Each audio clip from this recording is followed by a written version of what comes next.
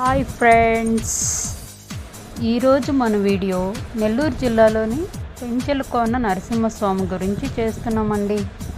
ఈ గుడికి చాలా ప్రత్యేకత ఉందండి. ఎన్నో సంవత్సరాల నుంచి ఈ గుడికి మంచి ప్రత్యేకత ఉంది. మన నెల్లూరు జిల్లాలో ప్రముఖ గుడిగా కూడా చెప్పుకోవచ్చు. కానీ ఈ గుడి అయితే చాలా అందంగా ఉందండి. ఎందుకంటే ఆ కొండల మధ్యలో ఆ గుడి చాలా అందంగా కనిపిస్తుంది. అందులో పల్లెటూరు వాతావరణంలో ఉంటుందండి. చాలా బాగుంటుంది. కూడా ఒకసారి విజిట్ చేసేసేయండి. మేమైతే బస్సులో వచ్చామండి. 3 అవర్స్ జర్నీ పడుతుంది నెల్లూరు నుంచి. ఈ గుడికి ప్రత్యేకమైన రోజు శనివారం అండి. ఇక్కడ విజిటింగ్ ప్లేసులు కూడా చాలానే ఉన్నాయి. కానీ మాకు తెలియక కొన్నే విజిట్ చేసామండి. చూడండి ఎంత విశాలంగా ఉందో. ఏదేమైనా ఒకసారి ఈ గుడిని మాత్రం తప్పకుండా చూడాల్సిందేనండి. ఎక్కడెక్కడి నుండో వచ్చి ఈ టెంపుల్ని దర్శనం చేసుకుంటారంటండి. అయినా ఇన్ని రోజుల నుండి నేను నెల్లూరులోనే ఉన్నానండి. కానీ ఇప్పుడు కుదిరింది ఈ టెంపుల్కి వచ్చేదానికి. ఇక్కడ నిద్ర చేయాలన్నా ప్రత్యేక గదులు ఉంటాయి. కనిపించేటివే ప్రత్యేక గదులు. అందమైన పూలు, పల్లెటూరు వాతావరణంలో ఎంతో చక్కగా ఉంటుంది.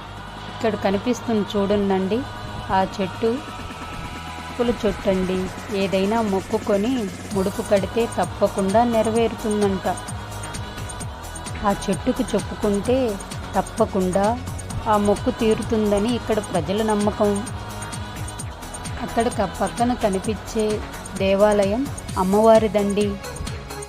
ఇక్కడ కోనేరు కూడా బాగుంటుందండి. చూడండి ఎంతమంది ఉన్నారో.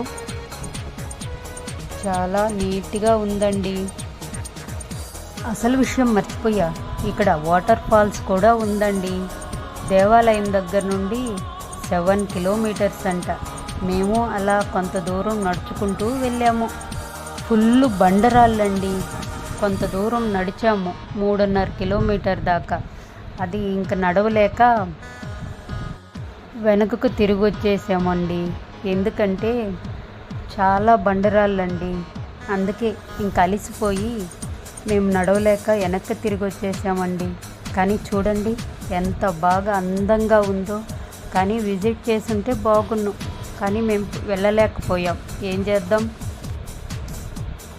కొద్దిగా ఫారెస్ట్ లాగా ఉండేసరికి కూడా మాకు కొద్దిగా భయం అనిపించిందండి.